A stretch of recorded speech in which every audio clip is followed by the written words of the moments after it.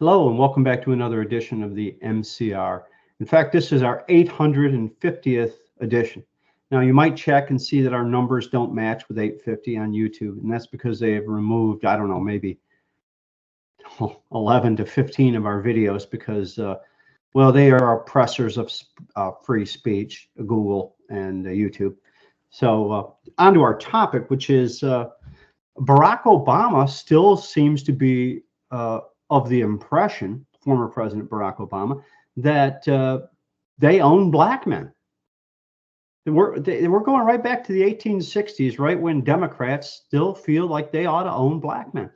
And why I say that is he's shaming black men for not voting for Kamala Harris because she's black, which of course we know she is not. She is of Irish descent, actually, as am I. I don't know about you, but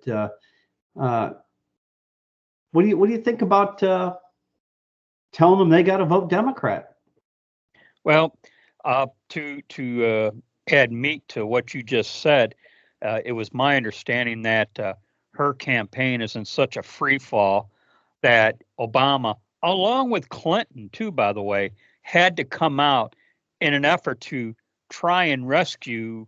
You know what? And if this were a free and fair election, there, without a doubt, she's going down in flames. So, needless to say, they're going to have to cheat their derrieres off. But also, they're in such acts of desperation here that now they've got to bring out these relics. Clinton being the oldest relic, even though he's not even as old as Biden. But Obama comes out and is shaming black men and even saying, if you're not going to vote, for her, you're a racist, blah blah blah. And they go down the playbook, and right. It's just now from what I've heard, it's not entirely working the way they had hoped. But I suspected it wouldn't. I'll tell you, young black men in particular, well, they're tired of being owned.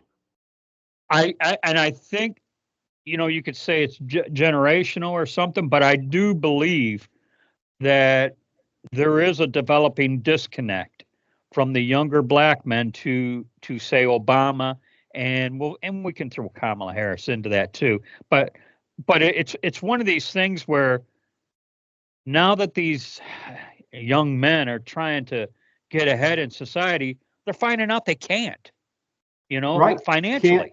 Can't get a job, can't buy a house, can't do this, can't do that, can't put gas in the car. And let me this I can't. And it was almost unbelievable to me that when I heard that he had said this, because it sounds an awful lot like if you don't vote for me and you vote for Trump, you ain't black.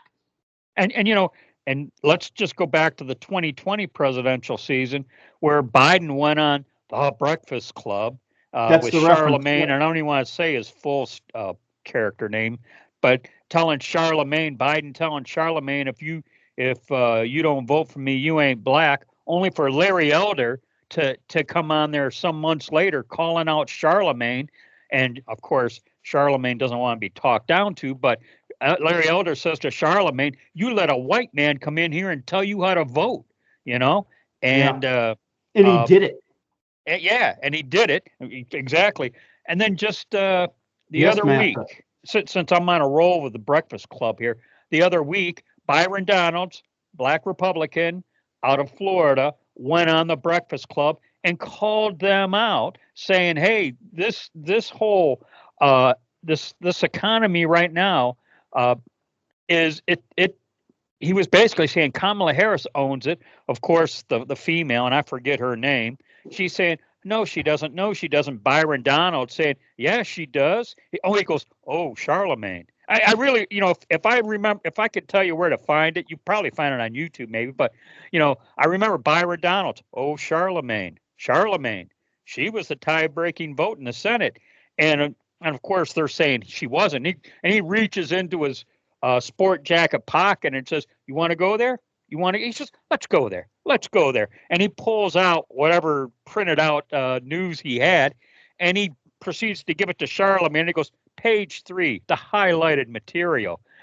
And Charlemagne. Here's, and I don't know if this is coincidental or what, but about 48 hours after that exchange, there were news reports out there. Charlemagne was questioning his support of the Democrat Party. I don't know if that was just coincidental timing or if Byron Donalds smacked him upside the head with some common sense. I don't know. I don't know if this is just wishful thinking or what, but I did believe the timing was interesting, we'll say. And I don't know if I got us off topic, but that was my rant. Well, my comment to black men would be, how many times do you have to stick your hand on the stove before you know it's hot? I one of the drums I beat is, how can you, after going to the gas station, continue to vote Democrat? I mean, just that alone, you know. Well, you don't have to pay those high gas prices. Just ask Jennifer Granholm. Hey, you know what?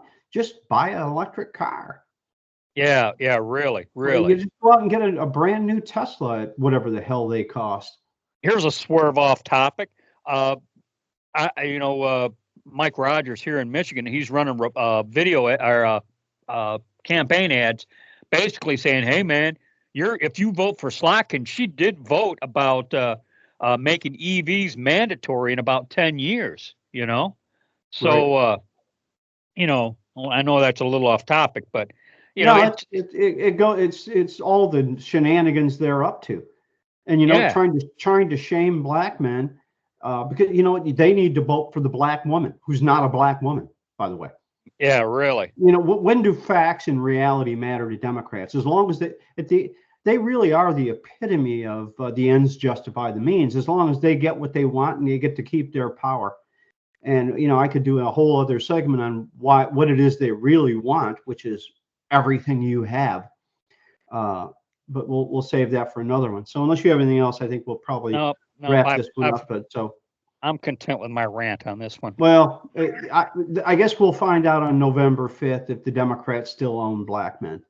Yeah, really, for sure. All Okay, right. well, we'll wrap this one up with, as we always say, be safe, watch your six, and don't tread on me.